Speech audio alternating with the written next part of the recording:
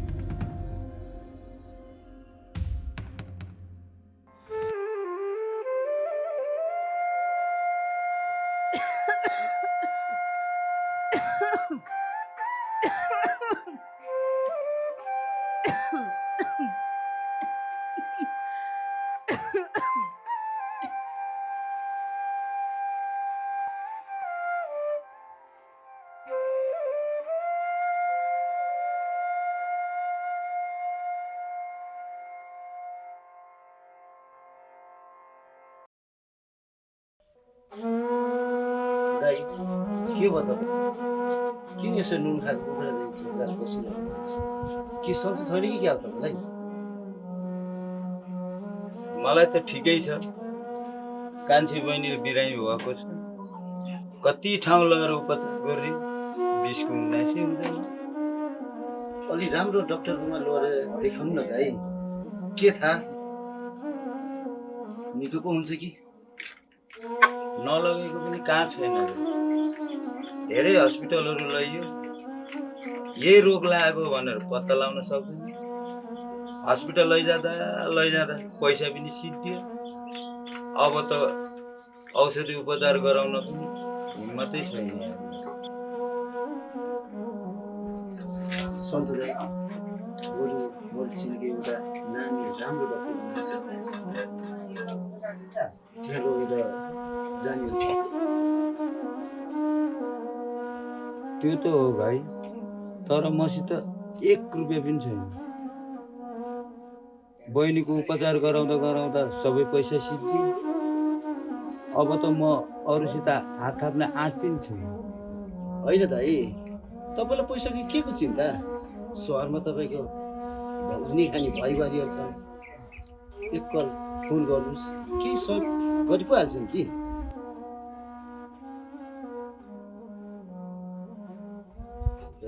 के सोच्नु भएको दाइ निकै बेर?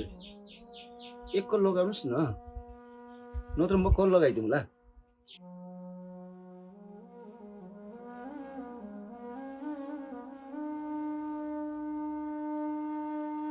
लौ कल लाग्छ, लौ कुरा गर्नुहोस् न। हेलो हजुर दाइ नमस्ते। बुहारी नमस्ते। भाइ छैन घर? भाइलाई देऊ न एकचोटि फोन। उहाँ त हुनुहुन्न, उहाँ त बिहानै अफिस जानुभएको।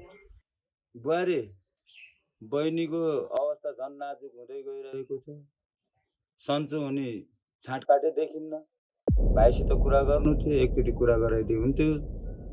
ए ल ल हुन्छ, भाइ आउनु भयो भने म कुरा गराइदिउँला। ल राख्नु।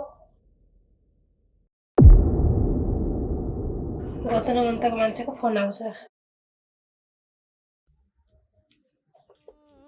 के भयो? तपाईँको अनुहार त झन् अँध्यारो देख्छु त म। भाइले केही भने कि क्या हो? भाइ त अफिस गएछ, भाइसित कुरै हुनु पाएन। ए भनेपछि मैले कुरो बुझेँ। यो सब तपाईँको बुहारीको चाल हो। तपाईँ र तपाईँको भाइसित कुराकानी गर्नु।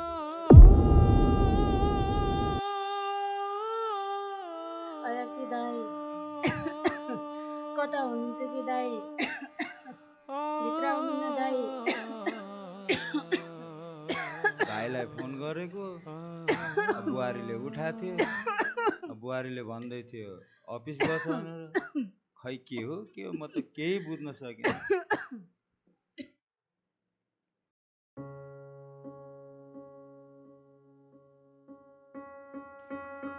के भयो शिवानी? कसको फोन दियो?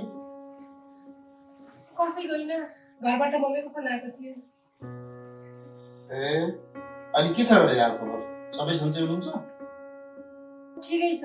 के भन्दै हुनुहुन्थ्यो त मम्मीले? के भन्ने हो, अलि मेरो चिन्ता गर्नुहुन्छ, त्यही त हो नि। अनि अहिले भर्खरै त तिमी किचनमा बसेर मम्मीसँग बोल्दै थियौ, अहिले फेरि मम्मीसँग कुरा गरे भन्दैछु। के छ? केही समस्या छ र? सब ठिकै त छ?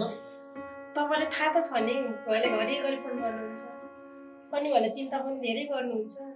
त्यही त, के गर्दैछौ, के खायौ भनेर सोधिरहनुहुन्छ। अरू त्यस्तो केही पनि होइन। ए ठिक छ। तिम्रो आमाले आजभोलि निकै चिन्ता गर्न थाल्नुपर्छ त तिम्रो। ए अनि हजुरलाई मिटिङ जान ढिला भएन? जानुहोस् छिटो अफिस।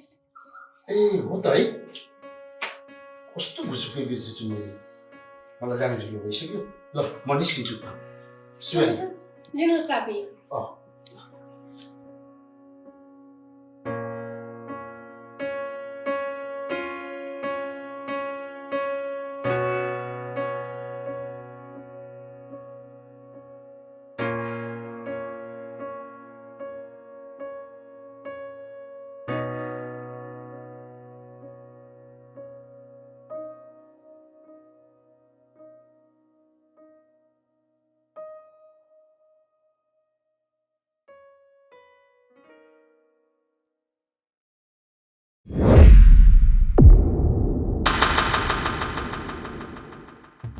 ए हुँदा त तपाईँ घरसम्म पनि आउनु भ्याउनु भयो। बुहारी मैले फोन गरेको थिएँ त, भाइलाई भने न। बुहारी बहिनीको स्वास्थ्य अवस्था बहुतै नाजुक छ, त्यही भएर म आउनु। बहिनीको उपचार गरेन भने बुहारी बहिनीलाई तलमाथि जे पनि हुनसक्छ। चिकित्सा बिरामी भएको भए लिएर जानु न, उपचार गराउनु। जति पनि छन् अस्पताल, त्यसमा हामीलाई किन सुनाउनु आएको? हामीलाई केही मतलब पनि छैन, जेसुकै गर्नु। बुहारी त्यसो नभन न, भाइलाई भेटाइदेऊ न। डाक्टरले 6 लाख रुपियाँ लाग्छ भनेको छ। बरु म तिम्रो खुट्टा पक्छु। यति छ बुहारी।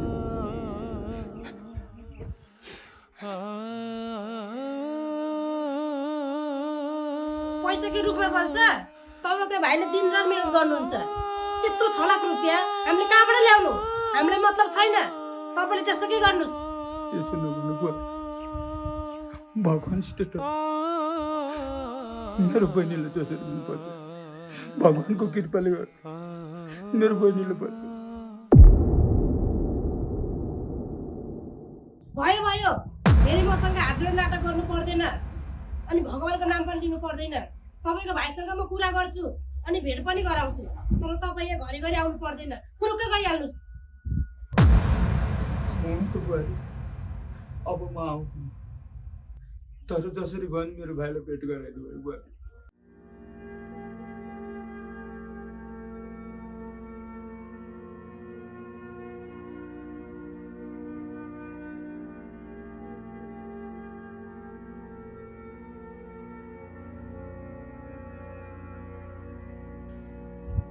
पैसा पनि रुखमा फल्ने जस्तो गर्ने, केही न केही बाना गराएर माग्न आउँछन्।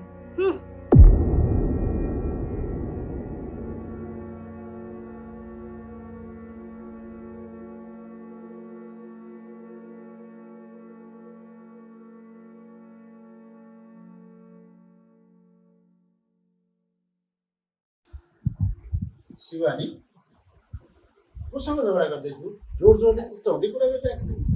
ए बाहिर डेलिभरी बोय एड्रेस सोध्दै आएको थियो, अनि के म एड्रेस बताउँदै गर्ने मान्छे हो र? ए शिवानी, डेलिभरी बोयलाई एड्रेस बताइदिएको भए त हुन्थ्यो त। के गाह्रो विषयको कुरा थियो? बताउने गर न, सहयोगको भावना सबैलाई राख्नुपर्छ नि। शिवानी, म आजभोलि देख्दैछु कि तिमी एकदमै सानो सानो कुरामा पनि धेरै झर्किन थालेकी छौ। के भइरहेछ? ल ल भइगयो शिवानी, अब यस्ता कुराको छोडौँ। मलाई अफिस जान पनि ढिलो भइसक्यो। तिमी आफ्नो ख्याल राख। म अफिस निस्किन्छु ल।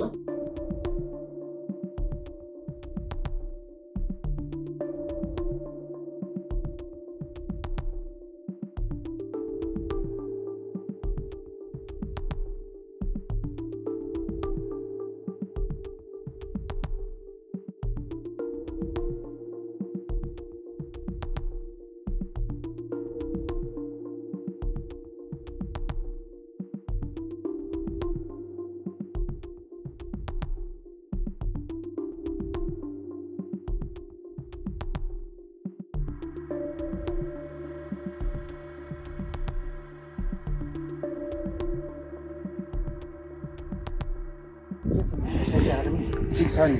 अनि के छ च्याउसँग ठिक छ। अनि सबै घरतिर सबै आरामै हुनुहुन्छ? हजुर सबै आरामै छन्। अनि मेरो दाइ मेरो बहिनीहरूको के छ खबर? उहाँहरू आराम हुनुहुन्छ? दाइ बहिनीको त आराम छ थाहा छैन। किन के भयो त? 1 महिना भइसक्यो त बहिनी त बिरामी भएर लगिरहेको। के गरे? 1 महिनादेखि ज्योति बिरामी छिन्? खबर मलाई बल्ल आजै हुँदैछ, त्यो पनि तिमीबाट। तिमीलाई कतिचोटि सम्पर्क गर्न खोजेर साथी यार तिम्रो दाइले यार, तिम्रो बुढीले भने यार कहिले पनि खै घरि अफिस छ भन्छ, घरि मिटिङ छ भन्छ, के हो यस्तो? तिम्रो बहिनीमा बिरामी भएर बसेको 1 महिना भइसक्यो, तिम्रो सम्पर्कै हुन सक्दैन। त्यस्तो त नगर न यार साथी यार। आज त तिम्रो दाइले तिमीलाई घरमै भेट्न आएको रहेछ। तिम्रो बुढीले त साथी जतासुकै लगेर उपचार गरिरहन्छ, त्यस्तो भन्यो साथी। तिमीले बेलैमा तिम्रो बहिनीको उपचार गराएनौ भने तिम्रो बहिनीको मर्नु पर्छ साथी। के अरे मेरो बहिनी यति धेरै बिरामी हुँदा पनि मैले केही थाहा पाउन सकिनँ कसैबाट। खासमा के भएको रहेछ साथी? मेरो बुढीले मलाई त यस्तो विषयमा खबर गर्नुपर्ने, आखिर किन हेर्नु मलाई खबर गर्नु? के भन्दै हुनुहुन्छ दाइले? खास मेरो बहिनीलाई के कति खर्च लाग्दो रहेछ? मैले त सुनेको 6 लाख जति लाग्छ भन्छ। 6 लाख मात्रै होइन, म मेरो बहिनीको लागि आवश्यक परेको खर्चमा लाखौँ लाख पनि मैले खर्च गर्न तयार छु। बरु तिमी पनि मलाई साथ किन नचाउ? बस गाडीमा। अनि सुन, हामी जाँदै गर्दा त्यहाँ ब्याङ्कमा पसेर पैसा पनि निकालेर लिएर जानुपर्छ। बस्छु।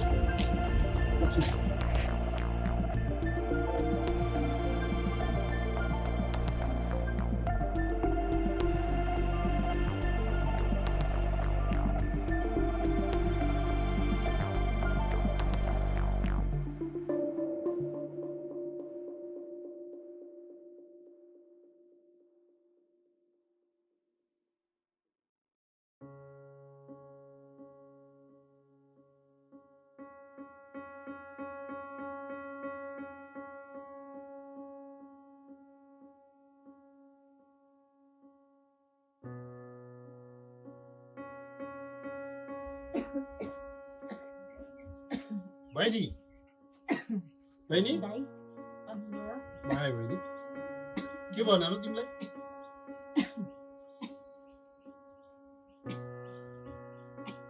दाइ बहिनीको के हालत बनाएर राखेको त्यस्तो? यति धेरै बिरामी हुँदा यत्रो ठुलो समस्या पर्दा मलाई एकचोटि फोनसम्म गर्नु भएन तपाईँले? किन दाइ?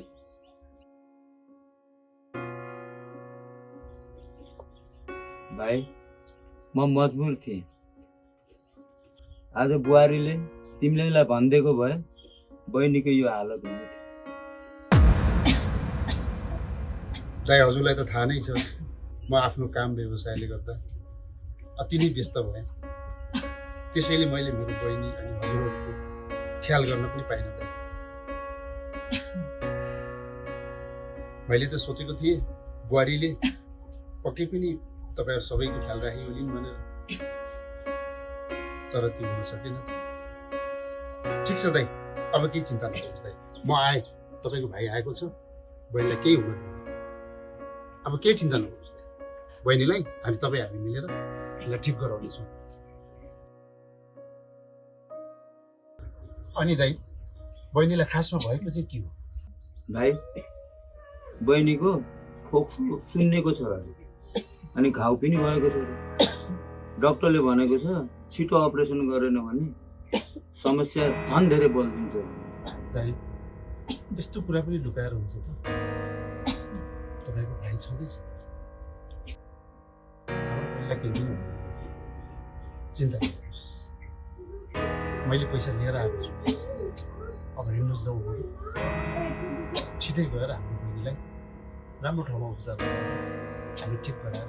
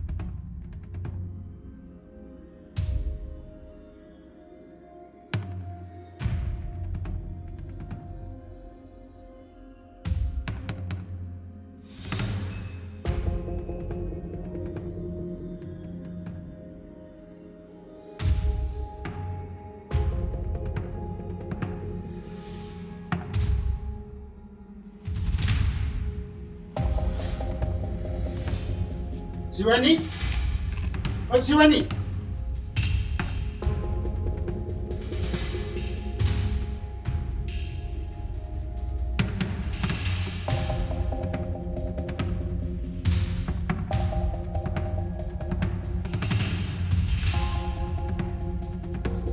शिवानी, कहाँ छौ तिमी? के हो किन यस्तो भरे थरीबाट चिल्लाउनु भएको?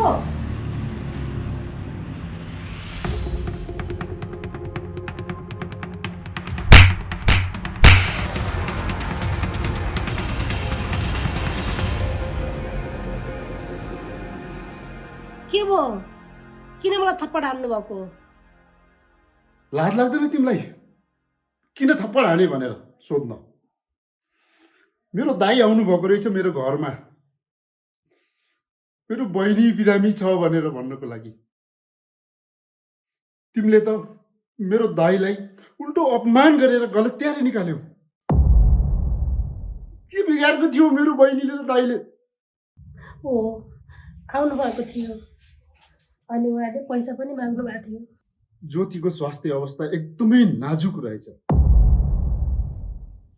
उहाँ मेरो आफ्नै दाइ हो अनि ज्योति मेरो आफ्नै बहिनी हो। उनीहरूलाई अप्ठ्यारो पर्दाखेरि मेरो घरमा सहयोग माग्न नआएर उनीहरू कहाँ जान्छन् त? तिमीले त्यति पनि सहयोग गर्न सकिनौ। मलाई लाग्यो उहाँले झुट बोल्नु भयो भनेर। सधैँ नयाँ नयाँ बाना बनाएर पैसा माग्नुहुन्छ अनि मलाई विश्वासै लागेन। भइगयो शिवानी, अब यहाँ भन्दा तिम्रो मलाई कुनै बाहना सुन्नु छैन। तिम्रै कारणले गर्दा मैले आफ्नो बहिनी र आफ्नो दाजुसँग दूरी बढाएर बसेँ। अलिकति पनि तिमीमा मानवता भन्ने चिज छैन शिवानी।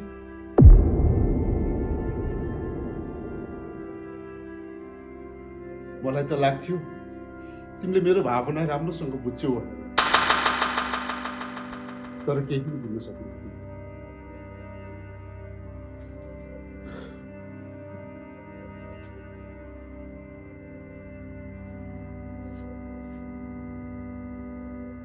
मलाई माफ गरिदिनुहोस्, मैले हजुरको भावनासँग खेलबाड गरेँ,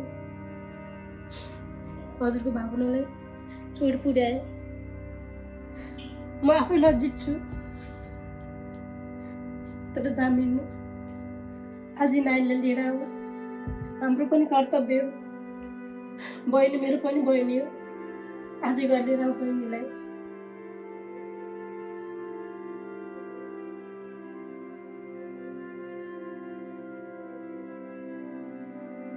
भएको छोड यस्तो कुरा, जे हुनु थियो भइहाल्यो।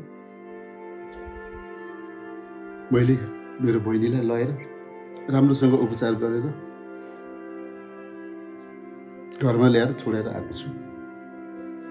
हुन्छ तिमी त्यसो भन्छौ भने जाउँ न त बहिनीलाई भेटेर यही लिएर आऊ। दाइ पनि पीडित छ बिचरा, हामीले नगरे कसले गर्छ? हाम्रो परिवारको सदस्य नै हो। एकदम मन भक्काइलिएर आउँछ। मेरो रगतको नाता हो। तिमीले त बुझ्नुपर्छ नि शिवानी।